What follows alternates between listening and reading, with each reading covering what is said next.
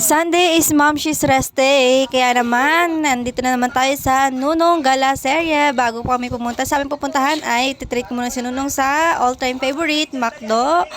Waiting na nga kami sa tren kasi pupunta kami ngayon sa North. May dadayuhin nga kaming bagong pasyalan. At ayan, si Nunong, hindi na siya mapakali. Very excited na nga siya. Narito na nga kami sa SM North at ang una niyang nakita ang kanilang fountain. At sabi niya mag-wish daw siya. Kaya naman humingi siya ng barya sa akin at mag-wish daw siya. Syempre bago mag-wish ay ayan, heart daw muna. Nag-wish na nga siya and ayan, ito-throw na niya ang kanyang piso. Ano kaya ang winish ng Nunong na yun? Super init nga kaya ayan, nilabas na niya ang kanyang mahiwagang mini fan. Napaka-cute ng mini fan na to. Nasa yellow basket namin yan sa TikTok. So narito na nga kami sa aming niranta dito sa SM North, ang bagong pasyalan na Dinoland. Kaso wrong timing kasi napakadaming tao. Sobra. At napakahaba nga ng pila, kaya kung hintay naming maubos tong pila ay aabutin kami ng siyam-siyam. Kaya kung gusto nyo rin mga mamshi, dapat ay agahan ninyo. Kaya ayan, pinag-picture ko na nga lang si Nunong sa may Dinoland at napahay na lang siya kay Dino. Dahil katabi lang ng Dinoland ang Kidzona, kaya ayan, sa Kidzona na lang napunta si Nunong at excited na nga siya dahil nakita niya na yung mga batang ang daming naglalaro. Kaya ito itsura niya, nagmamakaawa ng pasok na daw siya, please. Sabi ko nga, bili lang muna ng ticket si mamshi. Para ayan, let's go na. Nakapasok na nga si Nunong Enta. Super takbo na. Nagtanggal na agad ng shoes. Ayan. Oh, pati yung shoes ni Mami, nilagay niya na sa locker. Oh, di ba? Ayan. Excited na. Unang-una nga pala ay pinuntahan niya na ang supermarket at nag-kitchen na siya. Mahilig talaga siya sa mga luto-luto, kaya ayan, siya na yung nag-kitchen, nag-pitchin, sabi niya. Sumunod niyang pinuntahan itong slide, akala niya slide pero slide to ng mga sasakyan. Nung na-board na nga siya, lumipat na siya sa ibang station, nakita niya yung parang malaking balon na ganyan, gusto niya atang pumunta dito, o ayan, nag-slide pa. Sabi niya gusto niya, kaso nung nakita niya mga batang pinapaikot-ikot sa loob ay ayan. Ayun, ekes na, kaya pumunta na naman siya sa ibang station. Ayan, super takbo and jump na naman. Oh, 'di ba? May paganon pang Nunong. Tapos sumunod siya, ayun, jump ulit. Napakalaki nga nitong ano bang tawag dito, trampoline ba to? Ewan ko, basta yun na yun.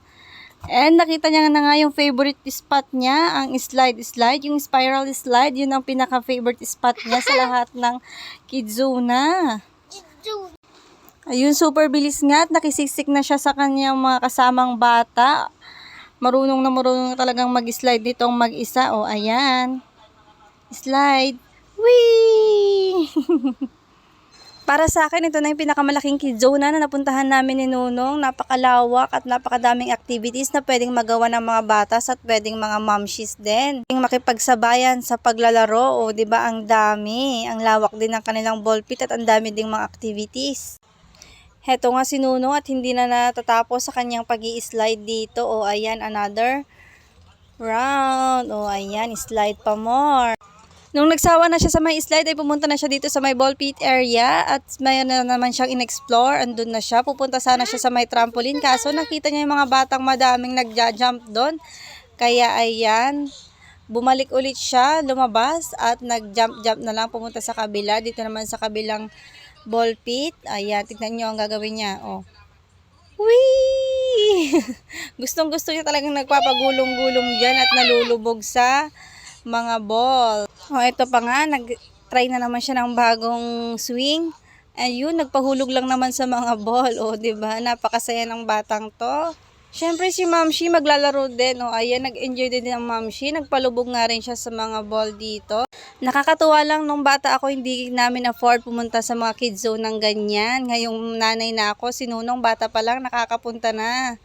Kaya sabi ko nga, napakaswerte ng mga bata ngayon kasi na-experience na rin yung mga bagay na hindi natin na-experience noon. Next station naman tayo, dito tayo sa may trampoline. Nag-try din si Mamshi mag-trampoline kaso parang natakot kasi parang mabigat na siya at natatakot siya baka masira yung trampoline. Makakaroon pa kami ng kasalanan at babayaran. Kaya ayun, umupo na lang siya sa gilid at naglaro-laro na lang ng mga bola. Nung na-board na naman si Nunong ay lumipat siya sa kabilang station dito sa may trampoline na parang may basketball area. Ayun, nag-try mag-shoot.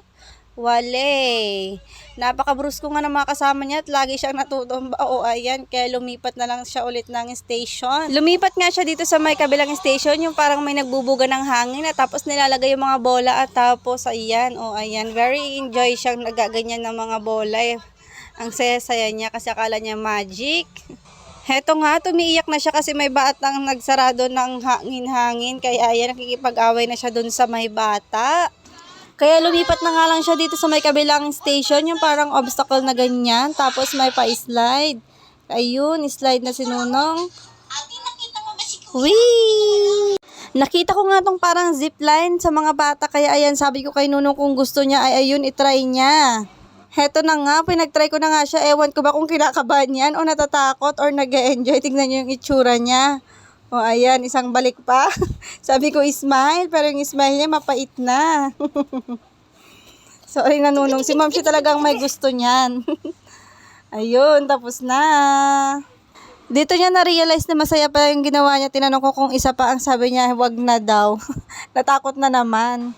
May nakita nga siyang batang nagbabay kaya ayun sumakay siya sa likod niya. Akala mo naman magkakilala talaga sila, o di ba? Super pagod na yan kaya ayan nakaupo na lang siya sa bike at wala nang eme-eme yan. Nakakita nga siya ng maliit na bike kaya ayun nagbike-bike na siya. Ito nga pala yung isang magandang spot, yung pa jump-jump na ganyan. Gusto kong magtatalon din dito kaso puro mga bata yung kasama ko, nakakahiya naman.